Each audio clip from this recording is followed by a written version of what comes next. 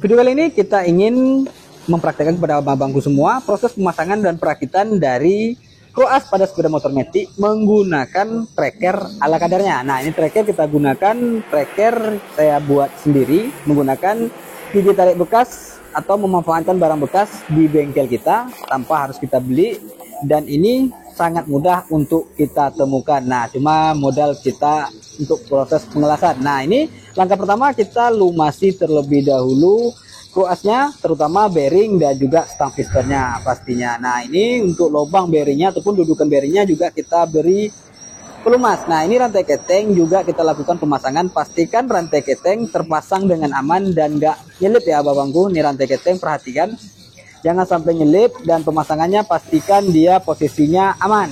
Nah, dan juga roll temengnya. Nah, ini proses pemasangan rantai keteng untuk sepeda motor Beat seperti yang saya lagi tangani ini, itu bisa menggunakan jalur samping ataupun dari seal kroasnya. Nah, posisi lubang seal kroas karena Beat 2020 ke bawah itu seal kroasnya besar, jadi kita bisa masukkan rantai ketengnya melalui jalur samping. Nah, ini tracker yang kita gunakan dan kita bikin sendiri. Itu untuk bagian luarnya kita gunakan gigi tarik ukuran 38 atau 36 masih nyangkut ya. Nah, ini untuk gigi tarik tengahnya yang kita las itu menggunakan gigi tarik Yamaha series. Itu kenapa kita gunakan Yamaha series? Karena untuk diameter lubang bagian dalamnya untuk Yamaha series itu lebih besar ketimbang punya Honda series. Nah, seperti umumnya yang sering kita temukan di bengkel bahan bekasnya yaitu gigi tarik depan sepeda motor racing, Jupiter Z, dan jenis lainnya. Itu pastinya mudah untuk kita temukan dan tinggal kita las di bagian tengah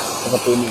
Pastikan kroasnya itu udah posisi masuknya di tengah ya, jangan miring. Posisi kita memasukkan awal tadi, baru kita lakukan pemasangan tracker ini dan kita lakukan penguncian seperti ini. Nah, ini untuk murnya. Untuk mur kita gunakan mur standar bawaan dari kroas pada sepeda motor Beat ini. Nah, ini pastikan juga trackernya kita posisinya terbalik seperti ini. Nah, ini posisi gigi tarik yang kita las itu berada di bagian dalam. Kenapa kita gunakan bagian dalam? Karena kalau umpamanya kita taruh di bagian luar, nantinya pasti nggak nyampe kroasnya ke posisi lubang tadi. Nah, tentunya mur nggak bisa masuk. Nah, ini kita balik karena posisi kebalik seperti ini itu bisa masuk murnya. Nah, ini tinggal kita putar aja, pastikan ini aman dan pastikan kroasnya itu nggak miring masuknya pas kita press menggunakan tracker yang kita bikin ini dari gigi tarik ini. Nah, ini udah masuk separuh, dan pastikan abang-abangku juga kontrol di bagian stang piston, pastikan di tengah seperti ini, di jalurnya ataupun di lubang ini, jangan sampai dia posisi di bawah atau posisi nyelip di bagian bawah atau bagian atas, nantinya stang piston bisa bengkok. Dan juga rantai keteng pastikan juga dia aman tanpa ada yang nyelip juga, karena nanti ini rantai ketengnya kalau umpamanya nyelip itu bisa bengkok atau baling dan sebagainya. Begitu juga roll temengnya. Nah, lanjut ini udah posisi di tengah, jadi kita gunakan reng. Yang mana fungsi reng ini, kalau untuk pertama dari awal kita gunakan reng, pastinya murnya nggak bisa masuk karena sedikit aja terganjal sama reng, pastinya nggak nyampe untuk kroasnya di posisi lubang gigi tarik tadi. Jadi ini karena udah separuh masuk, kita gunakan reng. Yang mana fungsi reng yang kita gunakan ini yaitu menghindari lecet di bagian mur kroas yang tadi kita pakai. Nah, karena ini bawaan pada sepeda motor ini. Nah, jadi ini baru kita putar dan juga mempermudah juga proses kita pemutaran dari mur kroas ini. Nah, ini perlahan aja, pastikan bunyinya seperti ini. Nah, bunyi yang posisi masuk seperti ini jangan khawatir karena dia nggak pecah, walaupun kita pakai gunakan tracker yang udah buatan pabrikan, tetap bunyi seperti ini proses pengepresannya, karena di sini dudukan dari bearingnya itu udah ngepres sekali. Kalau untuk Beat series ini ataupun Honda series itu ngepres sekali. Nah, ini kita cek lagi untuk rantai ketengnya aman ya, roll temeng juga aman, dan ini juga tinggal kita putar aja.